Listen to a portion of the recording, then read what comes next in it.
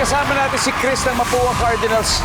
Champion na po sila sa NCAA, pero pati dito sa Family Feud, nanalo pa rin. Kaya bago tayo mag-start, may gusto ko bang batiin? Binabati ko dyan yung family ko sa Bulan, Sorsogon and mga kabarangay ko sa Zone 7, Sorsogon and sa coaches namin and mga teammates ko sa Mapua and sa Mapua Global and sa One United. Nice, there you go. Ito na. Ngayong gabi, alam nyo, pwede sila makapag-uwi ng total cash prize na 200,000. Kaya good luck. Bukod dyan, may 20,000 din ang charity na napili ninyo. Chris, ano bang napili nyo? Philippine Foundation for Breast Care. There you go. Maraming salamat. Give me 20 seconds on the clock, please. Ito na, good luck. Ito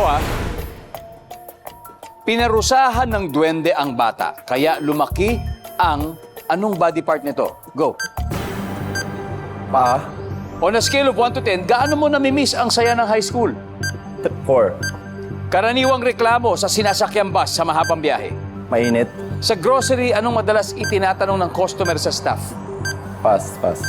Buwan ng sweldo ng yaya ngayon. 15,000. Let's go! Tignan natin ko ilang points, Chris. Ito, pinarusahan ng duwende ang bata, kaya lumaki ang anong body part? Ayan, madalas. Ang sabi ng survey dyan ay... Oh, nice. On a scale of 1 to 10, gaano mo namimiss ang saya ng high school? Sabi mo 4. Parang hindi mo masyado na-miss, ha? Ang sabi ng survey, la. Karaniwang reklamo sa sinasakyang bus dahil mahabang biyahe, mainit. Sabi ng survey, meron. Sa grocery, madalas itanong ng customer sa staff, hindi na natin napaliga. Buwan ng sweldo ng yaya ngayon, sabi mo ay 15K. Ang sabi ng survey, meron, 36. Not bad. That's good start. Balik na tayo. Let's welcome back Clint. Mari Clint. Ito na. Meron tayong balita para sa'yo. Ang teammate mo ay nakakuha ng 36 points. 36 points. Ibig sabihin, 164 pa. Pero bago yan, baka may gusto kang batiin bago tayo magsimula. Gusto ko batiin ang family ko sa Dumaguete, Davao, mom ko, dad ko, si Kuya Bill, Kuya Mark, Ate Kim, Jewel Earl, and sa girlfriend ko, Jin, Tita Joji, and sa Davao and Dumaguete. Yun lang. Thank you. Wow, yan. Makikita po ng mga viewers ngayon ang sagot ni Chris. Give me 25 seconds on the clock. Let's go. Eto na. Pinarusahan ng duwende ang bata, kaya lumaki ang anong body part nito? Go. Pa. Bukod sa paa.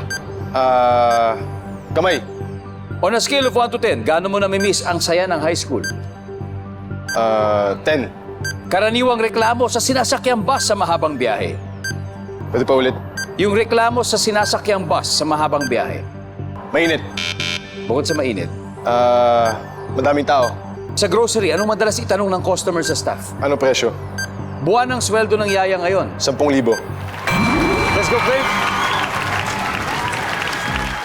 Okay, 164 to go. Buwan ng sweldo ng yaya ngayon. Magkano per month? Sabi mo, 10,000 pesos.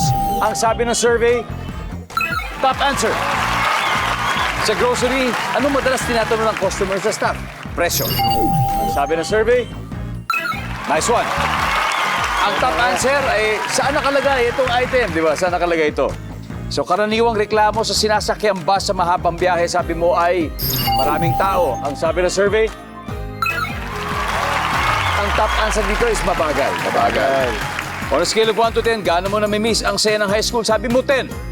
Ang sabi ng survey, top answer. 51 to go.